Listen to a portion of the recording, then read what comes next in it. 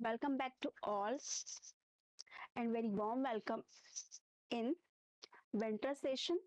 And in this session, we have to discuss about the cells and the genome and the cells of the genome. And this session is totally dedicated to the cell biology unit. And this chapter I have taken from the cell biology chapter 1, and this content I have taken from the Bruce Albert book, which is the standard book and authorized book for the national level examination preparation. So let's start with the cells and its genome. So if we're talking about the cell, what is the cell? If we're talking about in the simple meaning, तो cell होता क्या है? तो cell को कैसे आप define करोगे कि सेल जो होता है इस तरीके से आप मान लो क्या एक इंक्लोज्ड ऑर्गन है, और इस इंक्लोज्ड ऑर्गन के अंदर क्या है आपका कंसंट्रेटेड फ्लूइड प्रेजेंट है। कंसंट्रेटेड फ्लूइड बोल सकते हो या फिर क्या कह सकते हो, इसको सोल्यूशन कह सकते हो। तो ये जो सोल्यूशन होता है इसको आप क्या नाम देते हो? साइटोसॉल कहा जाता है। इसको साइटोसॉल कहा जाता है। साइटोसॉल के अंदर क्या क्या हो सकता है? इस साइटोसॉल के अंदर मल्टीपल क्या हो सकती है आपकी मेटाबॉलिक पाथवे रन हो सकते हैं। क्या हो सकते हैं इनमें? मेटाबॉलिक पाथवे रन हो सकता है।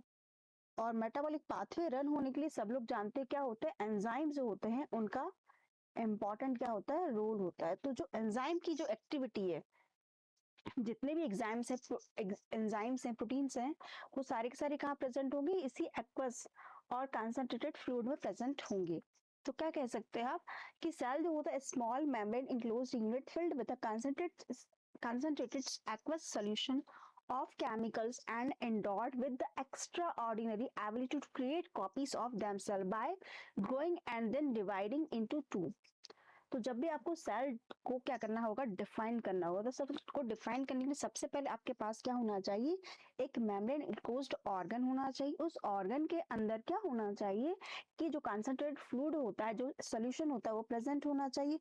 उस फ्लूइड के अंदर क्या होना चाहिए? उस फ्लूइड के अंदर कुछ ऐसी भी चीजें प्रेजेंट होना चाहिए जो कि क्या कर सके, हेरिडिटी की बात कर सके, जो कि क्या कर सके, जो हेरिडिटी फिनोमिनन होता है उसकी बात को, उस बात की क्या कर सके, चर्चा कर सकते, उस बात की क्या कर सके, ये चर्चा कर सके। तो जब भी हम बात करते हैं हेरिडिटी की, तो हेरिडिटी शब्द जो होता है वो कि हम इसको सेल बायोलॉजी में कैसे अप्लाई करेंगे। तो सारे के सारे जो यूनिट्स होते हैं वो एक दूसरे से क्या होते हैं, इंटर रिलेटेड होते हैं। तो जब भी आप किसी यूनिट को प्रिपेयर करोगे तो सबसे पहले आपको यूनिट सेल बायोलॉजी को ही प्रिपेयर करना चाहिए। तो देखा जाए तो क्या होता है, इस सेल के अंदर क्या होता है आपका जेनेटिक मटेरियल होता है। यहाँ पर क्या होना है आपका, जेनेटिक मटेरियल प्रेजेंट होता है। और इसी जेनेटिक मटेरियल जो कि क्या होता है, कैरियर होता है। कैरियर किसके लिए होता है? Carrier of genetic information. किसके लिए कैरियर होता है? जेनेटिक इंफॉर्मेशन के लिए। और यही जो जेनेटिक इंफॉर्मेशन होती है, जनरेशन टू जनरेशन जो पास होती है, उस फिनोमिनन को हम क्या कहते हैं? हेरिडिटी कहते हैं। उसको क्या कहते हैं? हेरिडिटी से क्या बोल सकते हो, इस फिनोमिनन को हेरिडिटी कहते हैं। तो all cells store their heredity information in the same linear chemical code. उसको क्या कहते हो आप? डीएनए कहते हो। ये क्या है आपका? डीएनए है। तो क्या हो सकता है, ये जो कैरियर होता है जेनेटिक इंफॉर्मेशन का, हेरिडिटी फिनोमिनन के थ्रू होता है, नेक्स्ट जनरेशन में क्या होता है? पास होता है। और किस मॉलिक्यूल के थ्रू पास होता है? उस मॉलिक्यूल का नाम क्या है? DNA. DNA is the deoxy ribonucleic acid. तो जो यहाँ पर लाइनिंग है क्या है आपका, फर्स्ट जो आपका क्या है टाइटल दिया, the universal feature of all cells on earth. तो जितनी भी सेल्स क्या है इस अर्थ पे प्रेजेंट हो, चाहे फिर वो क्या हो आपकी प्रोकैरियोटिक हो, यूकैरियोटिक हो, मैटर नहीं करता है, कि सब में ही क्या होना चाहिए आपका जेनेटिक मटेरियल जो होता है, जो जेनेटिक मटेरियल होता है वो प्रेजेंट होना चाहिए। जितनी भी सेल्स है इस अर्थ पर और जितने भी ऑर्गेनिजम्स हैं, सब में क्या होना चाहिए आपका जेनेटिक मटेरियल प्रेजेंट होना चाहिए। और ये जेनेटिक मटेरियल क्या हो सकता है? May be not, may be almost क्या होता है? डीएनए ही होता है। सम केसेस में क्या होता है? आरएनए भी होता है जेनेटिक मटेरियल। तो हम देखेंगे कहाँ होता है। और दूसरा जो होता है वो क्या है, जैसे हमने अभी चर्चा करी, क्या? साइटोसॉल। तो साइटोसॉल तो जो होते हैं सारे के सारे ऑर्गेनिज्म है, सब में प्रेजेंट होगा। तीसरा जो फिनोमिना, इसको हमने क्या बोला है कि मेम्ब्रेन इंक्लोज्ड बोला है। इस मेम्ब्रेन की बात करिए, मेम्ब्रेन क्या होती है? लिपिड बायलेयर होती है। तो किसकी बात करोगे आप? Plasma membrane.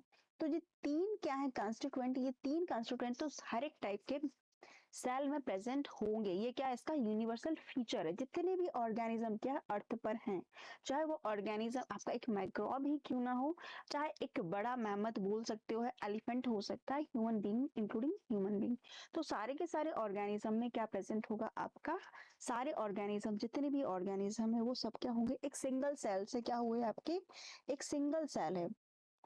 एक इंडिविजुअल को बनाने में जो सबसे पहला हाथ है वो किसका है, एक सिंगल सेल का है। यही सिंगल सेल क्या करती है, ग्रो होती है। जैसे मान लो आपकी ये सेल है, ये क्या होगी, समय के साथ थोड़े समय के लिए ग्रो करेगी। जब ये अप्रोप्रिएट ग्रो कर जाएगी, जब अप्रोप्रिएट ग्रो कर जाएगी तो क्या हो जाएगी, डिवाइड हो जाएगी। यही एक सिंगल सेल क्या हो जाएगी, 2 सेल में क्या हो जाएगी, डिवाइड हो जाएगी। और ये ना सिर्फ सेल डिवाइड होगी, सेल के अंदर जो कुछ भी मौजूद है, चाहे वो उसका साइटोसॉल हो, उसका जेनेटिक मटेरियल हो, उसकी प्लाज्मा मेम्ब्रेन हो, ये भी क्या करती है, ग्रो करती है। मान लो क्या था आपके पास में, स्टार्टिंग से बताते, मान लो क्या है आपके पास में, ये एक सिंगल क्या है, आपके पास में एक सिंगल सेल है। इनिशियली क्या है आपके पास में, एक सिंगल सेल है। सेल कुछ इस तरीके से है। अब सेल में क्या होगा, सेल क्या करेगी, ग्रो करेगी। ग्रो किस मैनर में करेगी, ग्रो इस मैनर में करेगी कि कम से कम इसका साइटोसॉल जो है उसका अमाउंट डबल हो जाए, जेनेटिक मटेरियल भी क्या हो सके, डबल। तो तब होता है एप्लीकेशन के दौरान, लेकिन इसके अंदर जो मेटाबॉलिक पाथवे रन होने हैं, एटलीस्ट कि जो प्लाज्मा मेम्ब्रेन है, कि जब वो 2 सेल्स में क्या कर सके, डिवाइड हो सके, ग्रो करना है, मीन्स क्या, सेल की साइज यहाँ पर है और आप सेल की साइज थोड़ा इंक्रीज देखोगे तो सेल जो होगी क्या होगी, मेच्योर होगी। यहाँ पे क्या है, ये नेव सेल है। नेव सेल मीन्स क्या, ये सेल अभी कुछ भी परफॉर्म करना नहीं जानती है, तो ये नेव सेल है। तो ये क्या करेगी, सेल जो होगी ग्रो करेगी। जब सेल ग्रो हो जाएगी, मैच्योर हो जाएगी, तब सेल क्या कर सकती है, फिर यही सेल क्या कर सकती है, डिवाइड हो सकती है। डिवाइड कैसे हो जाएगी, 2 सेल में डिवाइड हो जाएगी। लेकिन अब जो साइज का वेरिएशन आप देखोगे, जो इनिशियल सेल थी आपकी, वही साइज आपको यहाँ देखने को मिलेगी। और जब ग्रो होती है तब सेल का साइज क्या होता है, थोड़ा बढ़ जाता है। तो आफ्टर जो डिवाइडेशन हो जाता है सेल का, उसके बाद जो सेल का साइज होता है, जो जो प्रायर जो सेल थी, ये वाला जो सेल था, उसी के बराबर जो 2 सेल बनेंगी, वो भी उनका सेल का साइज जो होता है सिमिलर मैनर में आपको देखने को मिल जाता है। Because cells are the fundamental units of life.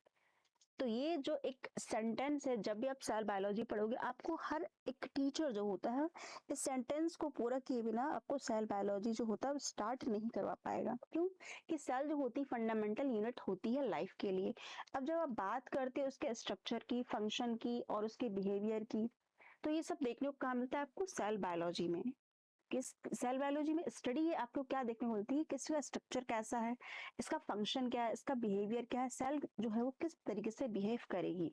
जैसे आप कोई भी क्या चीज ले सकते हो, आपके पास में कोई कंपाउंड है, आप सबसे पहले क्या करते हो, केमिकल स्ट्रक्चर देखते हो, फिर उसके बाद आप फंक्शन देखते हो, फिर बाद में देखते हो कि आप इस कंपाउंड का जो बिहेवियर होगा हमारे सेल पर, वो एक्चुअल में रिएक्ट क्या कर पाएगा। सेल का बिहेवियर आपको देखने को मिल जाता है।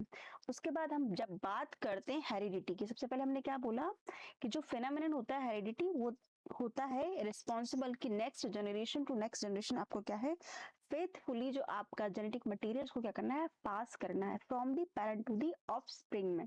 तो सबसे पहले हमने किसकी बात की थी, डीएनए की। जो केमिकल मॉलिक्यूल है वो कौन है, डीएनए। तो हम सबसे पहले वन बाय वन क्या करेंगे, इन तीनों को क्या देखेंगे, हम डिटेल में चर्चा करेंगे। तो सबसे पहले हम किसकी बात करेंगे, हम सबसे पहले बात करेंगे किसकी, हम सबसे पहले बात करेंगे आपके जेनेटिक मटेरियल की। उसके बाद में हम साइटोसॉल और उसके बाद में हम प्लाज्मा मेम्ब्रेन की बात करते हैं। सबसे पहले हम बात करते हैं किसकी, डीएनए की। डीएनए जो होता है वो डीऑक्सीराइबोन्यूक्लिक एसिड होता है। यदि हम बात करते हैं कंपोनेंट की, तो बहुत ही बेसिक है ये क्या है, बहुत ही बेसिक है। तो देखा जाए, जब भी आप सेल बायोलॉजी पढ़ो या मॉलिक्यूलर बायोलॉजी या फिर क्या कह सकते हैं इसको, बायोकेमिस्ट्री, तो तीनों ही जो यूनिट्स होती है वो आपस में इंटर रिलेटेड है। मीन्स व्हाट, कि आपको तीनों में से यदि एक भी अच्छे से पढ़ लेना है तो एक दूसरे से कहीं ना कहीं क्या होते हैं, कनेक्टेड होते हैं। कि जब आप सेल बायोलॉजी पढ़ोगे तो आपको मॉलिक्यूलर बायोलॉजी से भी सामना करना पड़ेगा और फिर बायोकेमिस्ट्री से भी। तो देखते हैं हम, कि जब आप बात करते हो किसकी, डीएनए की।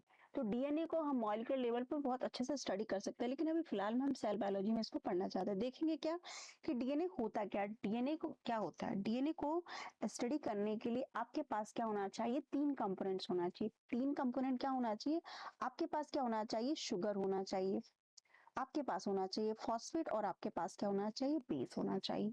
ये 3 चीजें आपके पास हैं तो आप क्या बना सकते हो, न्यूक्लियोटाइड को प्रिपेयर कर सकते हो। आप क्या कर सकते हो, न्यूक्लियोटाइड। तो यदि हम स्ट्रक्चर की बात करते हैं कि न्यूक्लियोटाइड का स्ट्रक्चर कैसा होता है, तो शुगर जो होती है वो कैसी होती है, यहाँ पे पेंटोज शुगर होती है। कैसी होती है, पेंटोज शुगर। जब हम शुगर की नंबरिंग करते हैं तो प्राइम नंबरिंग की जाती है। क्या करते हैं हम यहाँ पर, प्राइम नंबरिंग करते हैं, नॉर्मल नंबरिंग ना करके क्या करते हैं, प्राइम नंबरिंग करते हैं शुगर की।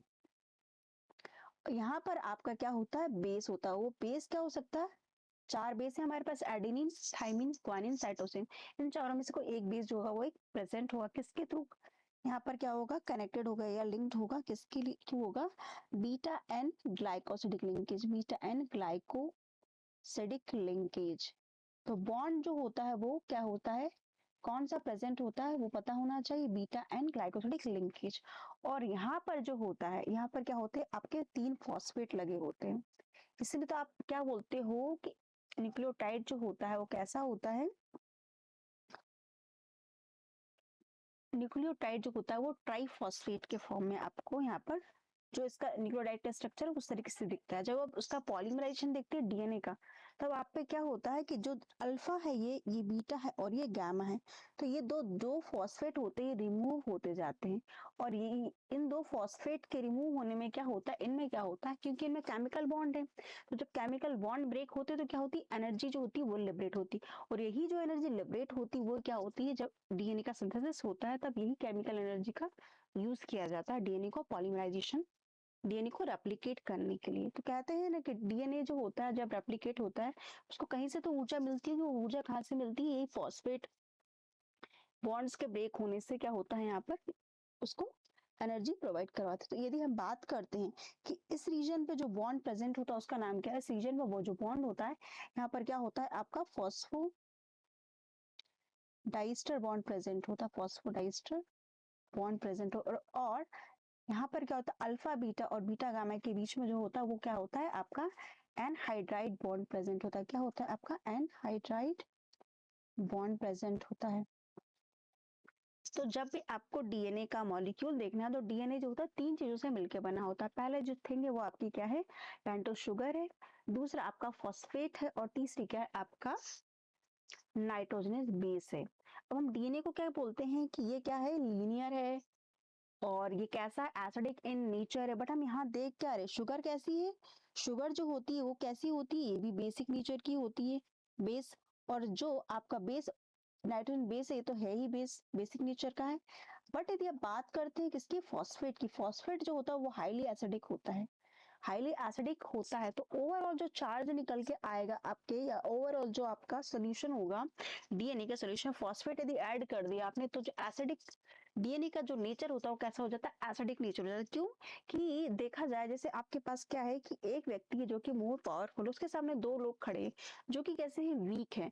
अब वीक थिंग्स को यदि हम एक स्ट्रॉन्ग पावरफुल पर्सन के सामने खड़े करते हैं तो क्या होता है, ओवरऑल जो आपका नेट रिजल्ट निकलता है वो कैसा होता है कि मोर पावरफुल पर्सन होगा जो वही क्या करेगा, विन करेगा। सिमिलर मैनर में यहाँ पर क्या हो रहा है, एसिडिक है, एसिडिक क्या है, फॉस्फेट जो है वो एसिडिक है। बट बेस और शुगर जो होते हैं वो इतना मुकाबला इससे कर नहीं पाते हैं कि दूसरों दोनों को न्यूट्रलाइज कर सके या फिर बेसिक नेचर हो सके।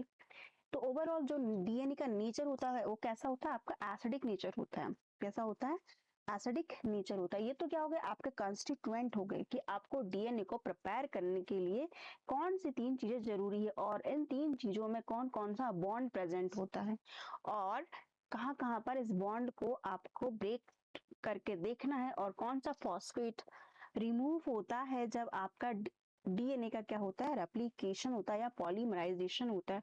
और कैसे कौन सा फॉस्फेट जो होता है, जो पायरोफॉस्फेट रिलीज होते हैं, उन पायरोफॉस्फेट का यूज करके आप डीएनए को क्या कर सकते हो, आप सिंथेसाइज करवा सकते हो। उसी बॉन्ड के ब्रेक होने से क्या होता है, आपका डीएनए का पॉलीमराइजेशन होता है वो पॉसिबल हो पाता है। तो देख होता क्या है, आपके पास ये क्या है, स्ट्रैंड है, ये क्या है आपका डीएनए का स्ट्रैंड है। तो यहाँ पे क्या है आपका GTAAC GGTCA है। तो अब इसका जो कॉम्प्लीमेंट्री होगा वो कौन, जैसे कि हम जी का कॉम्प्लीमेंट्री कौन होता है आपका सी होता है। सी तो होता है बट कितने बॉन्ड यहाँ प्रेजेंट होते हैं, कम से कम 3 हाइड्रोजन बॉन्ड होना चाहिए पैरिंग के लिए। अब जब बात करते हैं थाइमिन की, थाइमिन किसके साथ पैर करता है, वो पैर करता है किसके साथ, एडेनिन के साथ। लेकिन पैरिंग के लिए कितने हाइड्रोजन बॉन्ड की जरूरत है आपको, 2 हाइड्रोजन बॉन्ड की जरूरत होती है। तो आपको क्या करना है, एक क्या करना है, आपका ट्यूब लिया आपने, टेस्ट ट्यूब है आपके पास में। टेस्ट ट्यूब में आपको क्या लेना है, आपने क्या ऐड करनी है, न्यूक्लियोटाइड्स ऐड करना है। उसके बाद में आपको डीएनए का स्ट्रैंड है जो कि कैसा होना चाहिए आपका, टेम्पलेट होना चाहिए। क्या है आपका, टेम्पलेट है। तो आपको क्या करना पड़ेगा, एक टेम्पलेट को ऐड करना पड़ेगा। उसके बाद आपको प्राइमर भी देना पड़ेगा। प्राइमर जो होता है एक ऑलिगो शॉर्ट जो होता है ऑलिगो न्यूक्लियोटाइड होता है, जो कि क्या होता है, कॉम्प्लीमेंट्री बेस पेयरिंग प्रॉपर्टी रखता है किसके लिए, टेम्पलेट स्ट्रैंड के लिए। तो जब भी आप बात करते हैं क्या टेम्पलेट स्ट्रैंड की डायरेक्शन, तो वो क्या होती है आपकी 3 प्राइम टू 5 प्राइम होती है। ये क्या है आपका, क्या कह सकते हैं, इस चीज को हमको हमेशा ध्यान रखनी है। क्या है, ये कंसेप्चुअल थिंग्स है कि जो टेम्पलेट का डायरेक्शन होता है वो 3 प्राइम टू 5 प्राइम होता है, हमेशा ही हमेशा, ऑलवेज एंड ऑलवेज। वैसे क्या होता है, जब हम CSIR नेट में जब क्वेश्चंस को सॉल्व करते हैं तो ऑलमोस्ट क्या होता है, जो ओनली वाले क्वेश्चंस होते हैं उनको हमें इग्नोर करना चाहिए। लेकिन कहीं कभार क्या होता है, कुछ चीजें ऐसी होती है जो कि सब जगह फॉलो होती है। जैसे कि 3 प्राइम टू 5 प्राइम क्या होगा आपका, टेम्पलेट का डायरेक्शन, और जो उसके अगेंस्ट में जो उसके एंटी पैरेलल जो सिंथेसिस का डायरेक्शन होता है वो क्या होता है आपका 5 प्राइम टू 3 प्राइम होता है। 5 प्राइम टू 3 प्राइम डायरेक्शन किसका होता है, सिंथेसिस का डायरेक्शन होता है। तो आपको क्या करना है, ध्यान में रखना है कि टेम्पलेट का डायरेक्शन और सिंथेसिस का डायरेक्शन क्या होता है जब आप डीएनए को रेप्लिकेट करवाना चाहोगे। अभी हम रेप्लिकेट क्यों करवाएंगे, अभी अभी हम देखेंगे आगे कि रेप्लिकेट हमें करवाना क्यों। कि देखो अब आपके पास क्या है, ये टेम्पलेट है आपके पास, क्या है आपने क्या ऐड किया है, न्यूक्लियोटाइड्स ऐड कर दिया, आपने प्राइमर दे दिया, आपने टेम्पलेट दे दिया। अब जब आपको टेम्पलेट देते हो तो आपके कॉम्प्लीमेंट्री नेचर के लिए हमने क्या डाल रखा है, प्राइमर। प्राइमर क्यों डाला है, ये प्राइमर हमें क्या देगा, 3 प्राइम OH हमें देगा। जब एक बार 3 प्राइम OH जो डीएनए होता है, डीएनए पॉलीमरेज, उसको भी ऐड करेंगे हम। फॉर पॉलीमराइजिंग मीन्स जो पॉलीमराइजिंग एंजाइम होता है उसको ऐड करेंगे। इसको क्या चाहिए होता है, 3 प्राइम OH चाहिए। 3 प्राइम OH उसको कौन देगा, प्राइमर देगा। तो आप देखो यहाँ पर ये क्या है, इन्होंने यहाँ पर प्राइमर जो है ये शॉर्ट ऑलिगोन्यूक्लियोटाइड, ये प्राइमर इन्होंने दे दिया है। Primer can be anything, DNA और आरएनए कुछ भी हो सकता है। तो नॉर्मली जो इन विवो कंडीशन में होता है वो आरएनए जो होता है वो प्राइमर की तरह क्या होता है, एक्ट करता है। आरएनए ही क्या होता है, एक्ट करता है प्राइमर की तरह। अब आप क्या देखते हैं, डबल स्टैंडर्ड डीएनए आपका यहाँ फॉर्म हो गया। डबल स्टैंडर्ड डीएनए जो है वो फॉर्म कैसे हो गया, क्यों फॉर्म हो गया, क्योंकि आपका टेम्पलेट था और ये टेम्पलेट का डायरेक्शन हम जानते 3 प्राइम टू 5 प्राइम था। और जो आपका सिंथेसाइज जो न्यू स्ट्रैंड बना है ये पेरेंटल है, और ये जो डॉटर स्ट्रैंड है किसका था, ये 5 प्राइम टू 3 प्राइम डायरेक्शन में आपका टेम्पलेट है। अब ये क्या हमने केमिकल डीएनए बोल दिया, लीनियर बोल दिया, तो डीएनए ऑलमोस्ट होता तो ऐसा नहीं है। ये था हमारी अंडरस्टैंडिंग के लिए हम इस तरीके से लीनियर फॉर्म में इसको बना लेते हैं। बट डीएनए का यदि हम देखा, डबल हेलिक्स जो इसका होता है कि आपकी एक ये चेन है और दूसरी चेन है, वो क्या होती है, हेलिकल नेचर। और डीएनए का नेचर कैसा होता है, हेलिकल होता है। यदि प्रॉपर्टी में आप लिखते हैं तो सबसे पहले क्या लिखोगे, डीएनए जो होता है वो एसिडिक इन नेचर होता है, डीएनए क्या होता है, एंटी पैरेलल नेचर होता है डीएनए। और डीएनए का जो डबल हेलिकल स्ट्रक्चर होता है वो कुछ इस तरीके से आपको दिखाई देता है। और जब इस तरीके से आपको दिखाई देता है तो ये कुछ ग्रुप्स आपको दिखाई देंगे, ये क्या है, आपके ग्रुप्स हैं। तो इस ग्रुप को आप क्या बोलोगे, ये आपका मेजर ग्रुप है। ये क्या है आपका, मेजर ग्रुव है। और ये जो ग्रुव है आपका, ये क्या है आपका, माइनर ग्रुव है। ये क्या है आपका, माइनर ग्रुव है। तो ये मेजर ग्रुप और माइनर ग्रुप का एग्जाम्पल के तौर पे देखा जाए तो इनका इंपॉर्टेंस क्या है, इंपॉर्टेंस ये है कि यहाँ पर कुछ ना कुछ आपके रेगुलेटरी प्रोटीन आकर बाइंड हो सकते हैं, रेगुलेटरी प्रोटीन आपके ट्रांसक्रिप्शन आके बाइंड हो सकते हैं। इस तरीके से मेजर और माइनर ग्रुप का बहुत ज्यादा इंपॉर्टेंस जब देखा जाता है जब हम ट्रांसक्रिप्शन की बात करते हैं। तो अब हम फॉरवर्ड होते हैं कि आगे क्या है, कि ऑल सेल्स रेप्लिकेट करती हैं their hereditary information by template का पॉलीमराइजेशन। तो देखो हमने शुरू में क्या दिया था, क्या कहा था कि आपके पास क्या है, ये टेस्ट ट्यूब। सपोज हम इन विट्रो कंडीशन देख रहे हैं, इन विट्रो और इन विवो में आपको डिफरेंस पता होना चाहिए कि इन विवो क्या होता है। इन विवो मीन्स जो होती है वो सेल्यूलर होता है, मीन्स जो हमारा बायोलॉजिकल सिस्टम होता है, बायोलॉजिकल सिस्टम हमारे बॉडी के अंदर जो चल रहा है, जो कि क्या हो रहा है आपका, हम क्या करें लैब कंडीशन में। इन विट्रो जो होता है वो क्या होता है, लैब कंडीशन। क्या हो रही है, आप सब कुछ क्या कर रहे हो, लैब में परफॉर्म कर रहे हो। आप सारे के सारे डीएनटी हो गया, प्राइमर हो गया है, टेम्पलेट हो गया, वो क्या कर रहे हो आप एक लैब कंडीशन में एक टेस्ट ट्यूब में क्या कर रहे हो, रन करवाओगे। तो ये आपका इन विट्रो और इन वीवो जो होता है, ये दो टर्मिनोलॉजी जो है आपके माइंड में, कंसेप्ट में आपको ध्यान में होना चाहिए। आपके पास क्या है, टेस्ट ट्यूब है। आप इस टेस्ट ट्यूब में क्या करोगे, सबसे पहले तो आप क्या करोगे, आपने क्या ले लिया है, डीएनए ले लिया। अब डीएनए सब लोग जानते हैं कैसे, तो डबल स्टैंडर्ड होता है।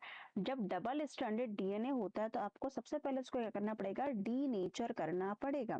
डीनेचर कैसे करोगे आप, इसको हीट दो, कम से कम आपको 95 डिग्री सेंटीग्रेड को उसको क्या करना पड़ेगा, हीट करना पड़ेगा। डीएनए को आपने हीट किया तो क्या हो गया, आपके दो स्ट्रैंड होंगे वो अलग हो गए।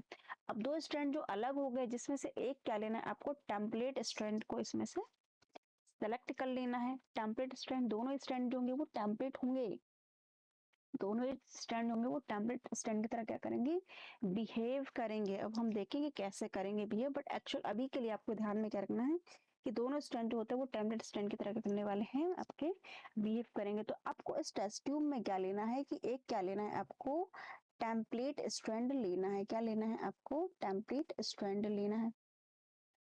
उसके बाद आपको क्या ऐड करना है, प्राइमर लेना है। क्या लेना है आपको, प्राइमर। प्राइमर क्यों लोगे आप, क्योंकि हमें क्या करना है, हमें पता है हमारा डीएनए पॉलीमरेज जो होता है उसे 3 प्राइम ओएच ऑलरेडी इसको पता मौजूद होगा, तभी ये क्या कर पाएगा, पॉलीमराइजेशन जो इसका इवेंट है इसको वो पूरा कर पाएगा।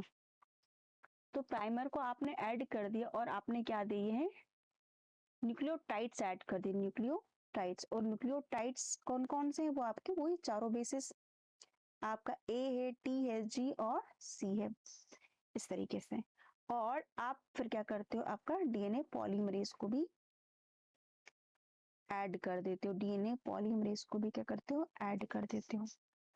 इतना करने के बाद अब क्या होना चाहिए, एक फिनोमेनन है जिसको हम क्या कह रहे हैं, टेम्पलेट पॉलीमराइजेशन। हमने यहाँ क्या लिख रखा है, टेम्पलेट। ये जो आपको इस लेसन में जो आपको बताया जा रहा है, ये ना सिर्फ सेल बायोलॉजी के लिए सफिशिएंट है, आपके मोल बायो के कंसेप्ट को भी अच्छा खासा स्ट्रॉन्ग कर देगा। तो जरा ध्यान से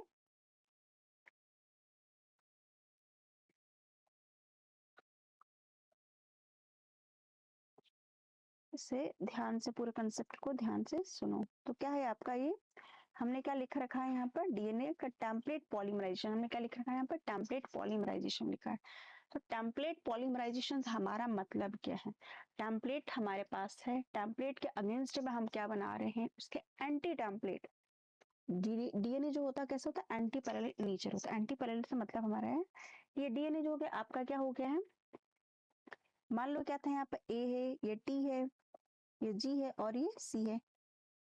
तो जब ये था, जब ये कैसा था, डबल स्टैंडर्ड था, अब आपने इसको डीनेचर कर दिया तो उसका कॉम्प्लीमेंट्री टी होगा। यहाँ पे ए था, यहाँ पे सी था और यहाँ पे जी था। अब जब इसका क्या होने वाला है, इन स्ट्रैंड्स का क्या होना, न्यू स्ट्रैंड जब बनेंगे तो इनके क्या होंगे, इनके एंटी पैरेलल जो बनते हैं के क्या होंगे, एंटी पैरेलल। तो अब आपका क्या है, ये ए, इसके सामने आपका टी, यहाँ सी और यहाँ पे सी। तो अब आप देखो ये क्या है आपका, ये पेरेंट स्ट्रैंड है, ये क्या है आपका पेरेंट ब्लू वाला, और ये न्यू स्ट्रैंड है। तो ये क्या है आपका, ये टेम्पलेट था आपके पास सिमिलर, यही चीज इसके साथ भी होगी। ये पेरेंट है और ये न्यू स्ट्रैंड है। तो यहाँ आप देखो ये पेरेंट है और ये आपका न्यू है। ये जो रेड से आपके डिनोटेड है, ये कौन है आपके टेम्पलेट स्ट्रैंड, और जो आपका ये क्या है आपके न्यू स्ट्रैंड्स है। तो यहाँ भी आप देखिए, तो टेम्पलेट का क्या यहाँ पे हो रहा है, पॉलीमराइजेशन। अब टेम्पलेट का पॉलीमराइजेशन क्यों जरूरी है, क्यों हम डीएनए को रेप्लिकेट कर रहे हैं, क्यों हम हेरिडिटरी जो इन्फॉर्मेशन को हम क्या करना चाहते हैं, उसको पॉलीमराइज क्यों कर रहे हैं। हमने क्या देखा था कि सारे के सारे इंडिविजुअल जितने भी इस अर्थ पर हैं, including microbes, including human beings, सारे के सारे क्या है आपके, एक सिंगल सेल जो है उससे बने हैं। तो हमारे पास क्या है, एक सिंगल सेल है।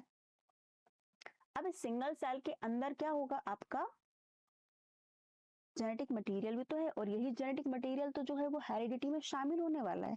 मतलब जब ऑर्गेनिज्म टू ऑर्गेनिज्म क्या होना, जब कैरियर मॉलिक्यूल की तरफ कौन, डीएनए काम करने वाला है, और ये डीएनए मॉलिक्यूल यदि कैरियर मॉलिक्यूल है तो हर एक प्रोजेनी में भी जाएगा और हर एक जनरेशन में भी पास होगा। जब हर एक जनरेशन में पास होगा तो जनरेशन में पास होने के लिए इतना अमाउंट में भी तो होना चाहिए, क्योंकि आपका पेरेंट है, पेरेंट में भी यही चीज प्रेजेंट होना चाहिए, आपके डॉटर स्ट्रैंड में भी यही चीज प्रेजेंट होना चाहिए। तो कम से कम क्या होना चाहिए, टेम्पलेट को पॉलीमराइज तो किया जा सके। मतलब उसको मतलब है हमारा कि जैसे हम डीएनए को रेप्लिकेट कर रहे हैं सिमिलर, जैसे कि सेल थी, ग्रो हुई, फिर वो क्या हो गई, डिवाइड हो गई है। तो जब डिवाइड हो रही है तो इसका जेनेटिक मटेरियल भी तो डिवाइड होना चाहिए, तभी तो काम की बात होगी, अदरवाइज तो सब चीजें फालतू होगी। तो जब इसके अंदर का जेनेटिक मटेरियल क्या होगा, डबल होगा। डबल होगा मतलब हमारा क्या होगा, डबल कैसे होगा, रेप्लिकेशन इवेंट के थ्रू होगा। और रेप्लिकेशन जो मशीनरी है उसमें टेम्पलेट जो पॉलीमराइजेशन होता है, इसका बहुत ज्यादा इंपॉर्टेंट फीचर देखने को आपको रेप्लिकेशन मशीनरी में देखने को मिलता है। इसके बाद आपको क्या करना है, टेम्पलेट का पॉलीमराइजेशन हो गया, मतलब आपका डीएनए जो है वो क्या हो रहा है, आपका रेप्लिकेट हो रहा है। डीएनए रेप्लिकेशन से हमारा मतलब है कि डीएनए से क्या बनाना है, आपको डीएनए बनाना, और using DNA as a template strand, उसको कहा जाएगा DNA replication.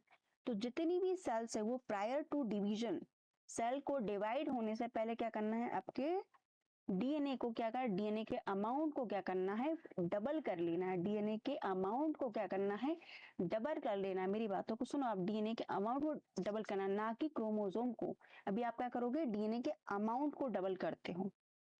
Prior to cell division DNA के अमाउंट को क्या करना है, आपको डबल करना है, ठीक है। उसके बाद आगे देखते हैं क्या है। तो जो ऑल सेल्स होती है transcribe portions of their hereditary information into the same intermediary form, जिसको हम कहते हैं आरएनए। हमने देखा था कि डीएनए से डीएनए का बनना, डीएनए का डीएनए से बनना, मतलब डीएनए ही जो होगा वो टेम्पलेट स्ट्रैंड की तरह काम करेगा। उस प्रोसेस को आपने क्या कहा था, रेप्लिकेशन कहा था। क्या कहा था आपने उसको, रेप्लिकेशन। और जब आप डीएनए से आरएनए बनाओगे, आरएनए कैसा होता है, सिंगल स्ट्रैंडेड मॉलिक्यूल होता है, जबकि डीएनए कैसा होता है, डीएनए होता है डबल स्ट्रैंडेड। तो जब आप डीएनए से आरएनए बनाओगे using DNA as a template, यहाँ पर भी आपको टेम्पलेट स्ट्रैंड जो लेना है वो क्या करना है, आपको डीएनए ही लेना है। उस प्रोसेस को आप कहते हो ट्रांसक्रिप्शन कहते हो। उस प्रोसेस को क्या कहते हो, ट्रांसक्रिप्शन कहते हो।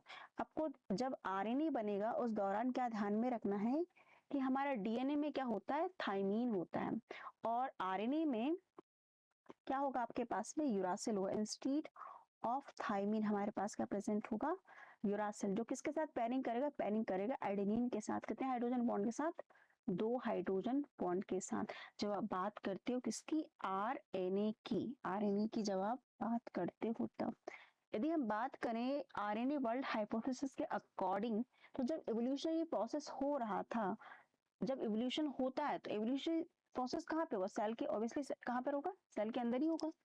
तो क्या हो रहा था, जब उस समय पहली जो सेल थी उसके पास यदि जेनेटिक मटेरियल की बात करते तो सिंपलेस्ट जेनेटिक मटेरियल जो था वो उस समय क्या कह सकते हैं, आरएनए था, according to RNA world hypothesis.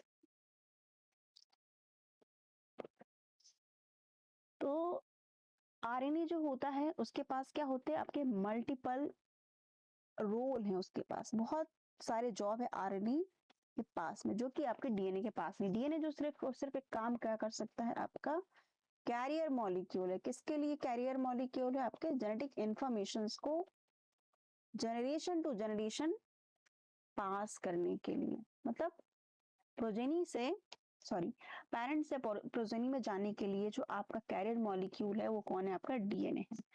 लेकिन आरएनए के पास जेनेटिक इवोल्यूशनरी प्रोसेस के दौरान सबसे पहले तो यही जेनेटिक मटेरियल हुआ करता था, और इसके पास और भी रोल थे, जैसे कि एंजाइम की तरह काम कर पाता है, जबकि डीएनए जो होता है वो एंजाइम की तरह काम नहीं कर पाता है। इसके पास क्या है, एंजाइम की एक्टिविटी है, और भी इसके पास काम, ये इसके इसके पास क्या है और भी एक्टिविटी सिंथेटिक मटेरियल की तरह तो काम करता ही है ये, रेगुलेटरी रोल्स में भी इंपॉर्टेंट रोल प्ले करता है। तो देखा जाए तो जो आपने डीएनए से आरएनए बनाया उस प्रोसेस को आपने क्या कहा, ट्रांसक्रिप्शन कहा। इनिशियली जो फ्रेशर या स्टूडेंट जो जिनको क्या कह सकते हैं, जो बच्चे जो होते हैं स्टार्टिंग से जो प्रिपरेशन करते हैं किसके लिए, सेंट्रल डोग्मा की, तो उन्हें कंफ्यूजन यही होता है कि रेप्लिकेशन क्या होता है, ट्रांसक्रिप्शन क्या होता है और ट्रांसलेशन क्या होता है। तो रेप्लिकेशन में क्या आपको यदि डिफाइन करने को कहा जाए तो क्या बोलेंगे आप, आपको ये कहना है कि copy of DNA from the parent strand using DNA as a template strand. तो एक कॉपी से दो कॉपी आपने किसकी बना ली है, डीएनए की, और टेम्पलेट स्ट्रैंड कौन है आपका, यहाँ पर डीएनए ही टेम्पलेट स्ट्रैंड है।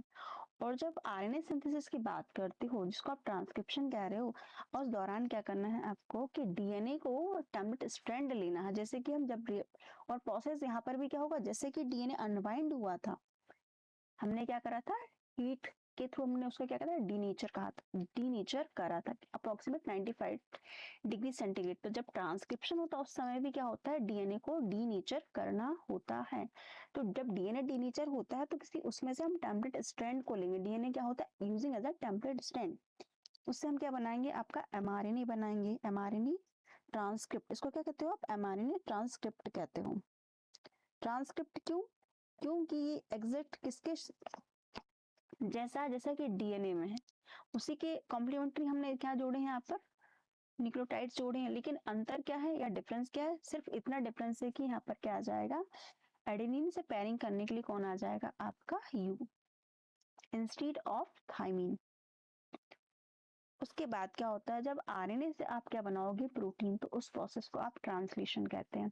ये जो यहाँ पर इतना जो प्रोसेस दे रखा है, इतना जो प्रोसेस आपको यहाँ पर बताया गया है, ये क्या है, पूरा सेंट्रल डोग्मा है किसका, मॉलिक्यूलर बायोलॉजी का। ये किसका है, मॉलिक्यूलर बायोलॉजी का, कि पूरी की पूरी जो मॉलिक्यूलर बायोलॉजी वो किसके इर्द गिर्द है, किसके, सेंट्रल डोग्मा के इर्द गिर्द है। मतलब आपका क्या रेप्लिकेशन होगा, रेप्लिकेशन से आप क्या करोगे, ट्रांसक्रिप्शन करवाओगे, ट्रांसक्रिप्शन हो गया तो फिर क्या करवाओगे आप, प्रोटीन का सिंथेसिस करोगे, और अल्टीमेटली जो काम, जो फंक्शनल जीन है वो क्या बनाने वाले हैं, प्रोटीन ही बनाएंगे। अब हम आगे प्रोसीड करते हैं, देखते हैं आगे क्या है। तो double strands DNA as information archive, strands used as a template to direct RNA synthesis. आपके पास क्या है, आपके पास में ये, आपके पास क्या है, डीएनए है, आपके पास क्या है, ये डीएनए है। आपने क्या करना है, इसको डीनेचर करना है, डबल स्टैंडर्ड है, आपको सिंगल स्टैंडर्ड डीएनए चाहिए। इतना होने के बाद इसमें से कोई एक स्टैंड होगा जो क्या होगा, टेम्पलेट होगा। और टेम्पलेट आपको ध्यान में रखना है, दोनों ही स्टैंड और टेम्पलेट की तरह काम कर सकते हैं। ओरिएंटेशन किस पर डिपेंड करती है, कि इनका प्रमोटर क्या होगा। प्रमोटर क्या होता है वो हम मॉलिक्यूलर बायोलॉजी में अच्छे से चर्चा करेंगे, बट आपको ध्यान में क्या रखना है कि टेम्पलेट जो होता है, टेम्पलेट स्टैंड किस पर डिपेंड करता है, कि दोनों जो होते हैं वो टेम्पलेट स्टैंड की तरह काम कर सकते हैं, दोनों ही पोजीशन में, चाहे वो एप्लीकेशन की बात हो चाहे वो ट्रांसक्रिप्शन, वो डिपेंड किस पे करेगा, ट्रांसक्रिप्शन जब होगा तब प्राइमरी की ओरिएंटेशन पे क्या होगा, वो डिपेंड होगा। इतना हो गया। अब आपको क्या करना है, इसका ट्रांसक्रिप्शन करना है। जब आपको ट्रांसक्रिप्शन करना होगा, ये क्या है, आपका टेम्पलेट है, तो वहां से आपको क्या बनाना है, आपका एमआरएनए फॉर्म करवाना है। एमआरएनए जो फॉर्म होगा, तो यहाँ पर इस डायग्राम में बताया क्या गया है कि आपके पास क्या है, मान लो आपका सिंगल डीएनए का मॉलिक्यूल, लेकिन आप इससे मल्टीपल आरएनए ट्रांसक्रिप्ट क्या कर सकते हो, बना सकते हो। और मल्टीपल ट्रांसक्रिप्ट आरएनए बना सकते हो मतलब कि क्या, लार्ज अमाउंट में क्या आपका प्रोटीन का प्रोडक्शन भी हो सकता है, क्या होता ही है, गलत नहीं हुआ। यदि हम कहें कि हाँ हमारे पास जितना आरएनए है उतना हम प्रोटीन भी बनाएंगे, यदि आरएनए हमारा स्टेबल है तो प्रोटीन भी आपका बन जाता है।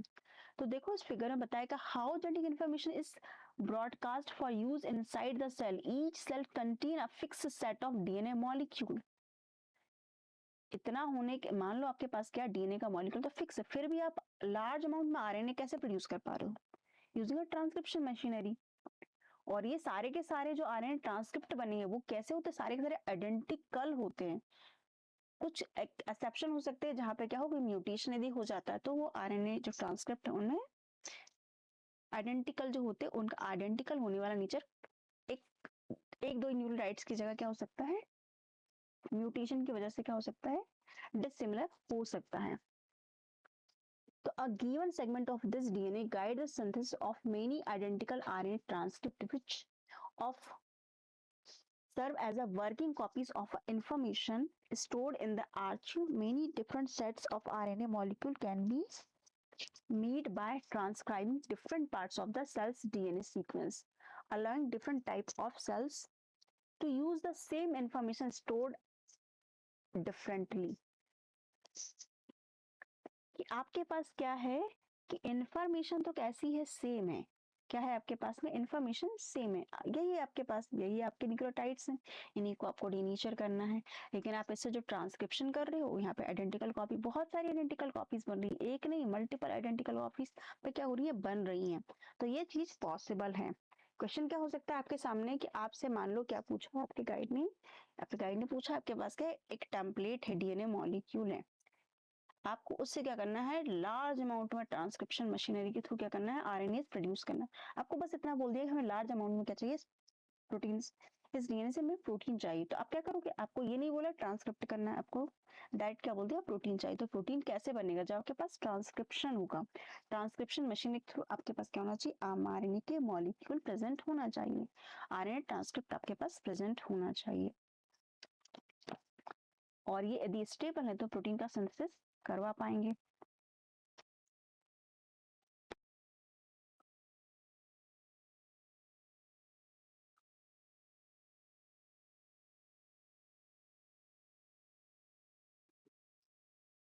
अब हमने बात कर ली डीएनए की, हमने बात की किसकी, एप्लीकेशन की, ट्रांसक्रिप्शन की। अब हम बात कर लेते हैं किसकी, ट्रांसलेशन की।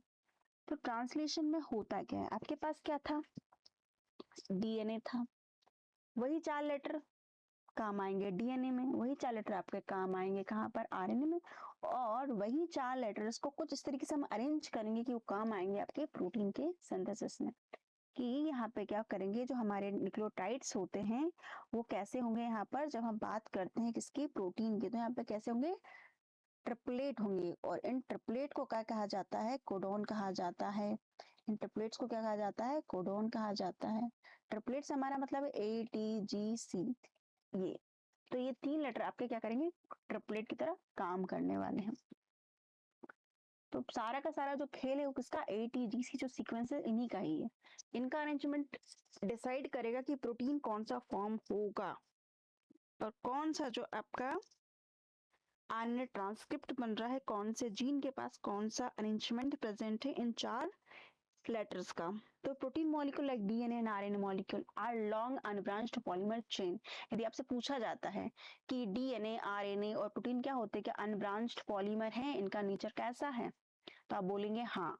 तो formed by stringing together a monomeric building block drawn from a standard ripple tire that is same of for all living cells। तो जो बिल्डिंग ब्लॉक होता है मोनोमेरिक, वो कैसा होता है, स्टैंडर्ड होता है, स्टैंडर्ड होता है और सेम होता है सारे के सारे लिविंग सेल्स के लिए। Like DNA, RNA, protein carry information in the form of a linear sequence of symbols in the same way as a human message written in the alphabetic script. So, what this represent the RNA is acting as a catalyst. RNA is acting as a catalyst. So, the conformation of RNA molecule. तो कोई भी molecule हो उसका conformation कब change होगा, जब उसके क्या होंगे, एनवायरमेंटल चेंजेस होंगे, उसके आसपास का वातावरण क्या होगा उसमें चेंजेस आएंगे।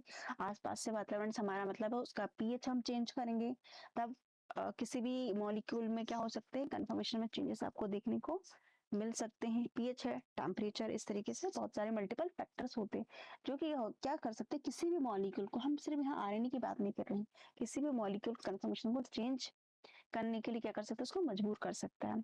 तो the confirmation of RNA molecule nucleotide pairing between different regions of the same RNA polymer chain cause the molecule to adopt a distinctive shape. तो distinctive shape, अब तो आपके पास क्या है, आरएनए तो आपको पता सिंगल स्ट्रैंड होता है, लेकिन ये सिंगल स्ट्रैंड यदि आपस में कॉम्प्लीमेंट्री पेयर कर ले तब क्या हो सकता है, और कुछ कुछ जगह पे कॉम्प्लीमेंट्री कर लेता है, कॉम्प्लीमेंट्री पेयरिंग कर लेता है। तो ये क्या है आपका, यहाँ पर ये कॉम्प्लीमेंट्री पेयरिंग कुछ जगह पे इसने कर ली है। तो जब ये यहाँ पर क्या हो रहा है, आरएनए मॉलिक्यूल क्या कर रहा है, इसका कंफर्मेशन में क्या आ रहा है, चेंजेस आ रहे हैं। जो बी वाला आपका ये वाला जो डायग्राम बताया गया है, इस बी वाले में क्या बताया कि ये 3D स्ट्रक्चर है, और 3D स्ट्रक्चर है of actual RNA molecule produced by the hepatitis delta virus. This RNA can catalyze RNA strand cleavage. The blue ribbon represent the sugar phosphate backbone and the base, and the bars represent the base pairs, and the bars represent the base pairs. तो हमने initially cell की बात की, cell क्या होता है, cell के अंदर हमने बोला कि जो यूनिवर्सल फीचर होता है सेल का वो क्या होता है, सेल के अंदर हमने क्या देखा, डीएनए देखा, साइटोसॉल देखा, हमने प्लाज्मा मेम्ब्रेन देखी। तो हमने इस लेसन में, इस लेक्चर में हमने सबसे पहले क्या करा, डीएनए का एक डिटेल डिस्कशन किया। डीएनए के डिटेल डिस्कशन के बाद हमने डीएनए से क्या बनाया, आरएनए को फॉर्म किया। आरएनए से फॉर्म करने के बाद हमने प्रोटीन का भी सिंथेसिस करवाया, प्रोटीन को भी बनवाया। प्रोटीन को भी कैसे बनवाया हमने, हमारे पास डीएनए था, डीएनए से हमने ट्रांसक्रिप्ट बनाया आरएनए का, आरएनए से हमने क्या करवाया है, कोई मॉलिक्यूलर मशीनरी जो होंगी वो इन्वॉल्व होती, वो मॉलिक्यूलर मशीनरीज कौन कौन से इन्वॉल्व होती है, वो जब आप मॉलिक्यूलर बायोलॉजी देखोगे तब उसमें और अच्छे से पता चलेगा। आपको फिलहाल के लिए सेंट्रल डोग्मा पता होना चाहिए। उसके बाद आपने क्या किया है कि आरएनए जो होता है वो प्रोटीन को फॉर्म करता है, और प्रोटीन जो होता है वो कैटलिस्ट की तरह काम कर सकता है। कैटलिस्ट मतलब एंजाइम, कैटलिस्ट मतलब क्या हो सकता है, बायोलॉजिकल कंडीशन में यदि हम कहते हैं कि कोई कैटलिस्ट वो एंजाइम हो सकता है, हम कहते हैं ना कि all proteins are enzyme but all enzymes are not proteins। तो कैटलिस्ट जो होता है वो, प्रोटीन जो होता है वो कैटलिस्ट की तरह काम कर सकता है। तो ये हो गया सेंट्रल डोग्मा। और सेंट्रल डोग्मा जब आप सेल बायोलॉजी पढ़ते हैं तब भी आपको सेंट्रल डोग्मा को अच्छे से देखना होता है, अच्छे से क्या होना होता है, आपको देखना होता है। तो इस लेक्चर में जो हमने क्या देख लिया है कि सेल की डेफिनेशन देख लिया आपने, सेल क्या होता है, सेल को क्या देखा आपने, डेफिनेशन। सबसे पहले आपको क्या बताना है, सेल क्या होता है, सेल का डेफिनेशन हो गया है। सेल का डेफिनेशन डन होने के बाद आपको क्या बताना है कि सेल का कंस्टिट्यूएंट क्या है, सेल किन चीजों से मिलके बनी होती है, और हर एक का क्या करना है आपको डिटेल में देखना है। और कंस्टिट्यूएंट में हमने क्या देखा था, हमने देख लिया क्या, जेनेटिक मटेरियल। जेनेटिक मटेरियल को यदि देखा जाए तो एक वास्ट टॉपिक है, बट सुपरफिशियली हमने ये देख लिया, क्या देख लिया यहाँ पर, सेंट्रल डॉग्मा पढ़ लिया है। उसके बाद हम नेक्स्ट लेक्चर में या तो हम प्लाज्मा मेम्ब्रेन को देख लेंगे या फिर आप साइटोसॉल को देख लेंगे। आप कंस्टिट्यूएंट को देखने के बाद आप क्या बताओगे, अब तक हमने आज के लेक्चर में हमने डेफिनेशन देखा, कंस्टिट्यूट देख लिया, सेल का स्ट्रक्चर कैसा होता है, अभी हमने ऑर्गेनल्स की बात नहीं की। सेल का स्ट्रक्चर कैसा होता है, हमने बोला क्या कि मेम्ब्रेन एक्सपोज्ड ऑर्गेनल होता है, इसमें साइटोसॉल होता है और जेनेटिक मटेरियल होता है, और इस कंसंट्रेटेड फ्रूट को हमने क्या नाम दिया था, साइटोसॉल नाम दिया था। अब ये जो तीन चीजें हमने बताई थी, ये सारे के सारे सेल जो होते हैं इंक्लूडिंग प्रोकैरियोटिक और यूकैरियोटिक, दोनों ही सेल में क्या होने वाला है, ये अप्लाइड होगा। मतलब ये तीन चीजें हमने बताई सारे ऑर्गेनिजम्स हो और सारे सेल्स सब में अप्लाइड होंगी। तो अभी के लिए तो इस लेक्चर को हम क्या कर सकते हैं, यही बाइंड अप करते हैं। Thank you, happy learning.